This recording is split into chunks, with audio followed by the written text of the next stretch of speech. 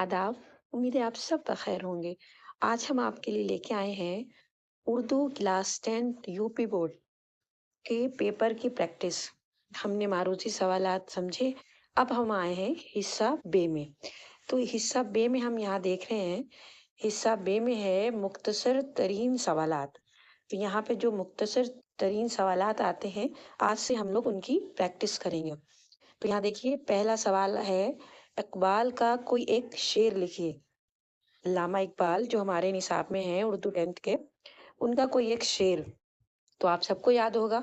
तो यहाँ पे आप उनका एक शेर लिख सकते हैं, सितारों से आगे जहां और भी हैं, सितारों से आगे जहां और भी हैं, अभी इश्क के इम्तिहान और भी हैं। इस तरह आप ये शेर याद कर लीजिए। अगर इकबाल का शेर लिखने को आता है तो आप ये शेर अच्छे से लिख देंगे।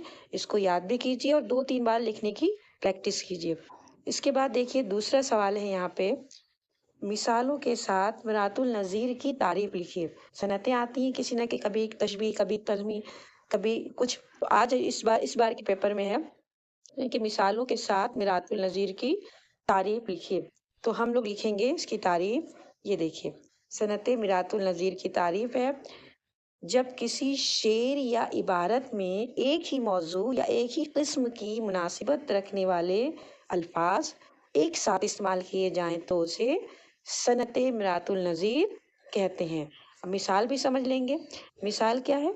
जैसे कि गुल, बुलबुल, चमन, बहार, इस तरह के अल्फाज, ये सब अल्फाज एक ही मौजू यानी बाग यानी चमन से मुताल्लिक हैं, इसलिए यहाँ सनत मिरातुल नज़ीर है। इस तरह हम इसको समझ लेंगे, ठीक है। फिर आपका आएगा तीसरा सवाल। देखिए क्या था। तीसरा सवाल था, मुनाजाते बेवा किस शायर की तख्लीक है, यानी किसने मुनाजाते बेवा नज्म लिखी है। तो हम सभी जानते हैं मुनाजाते बेवा नज्म अल्ताफ हुसैन हाली की लिखी हुई है, कि वो एक बहुत बड़े शायर, बहुत बड़े मुसन्निफ थे उर्दू के। उन्होंने अपनी मशहूर ज़माना नज्म लिखी है, मुनाजाते बेवा। तो ये किसकी नज्म है? अल्ताफ हुसैन हाली की। इस तरह हम मुख्तसर तरीन सवालात करेंगे, ठीक है।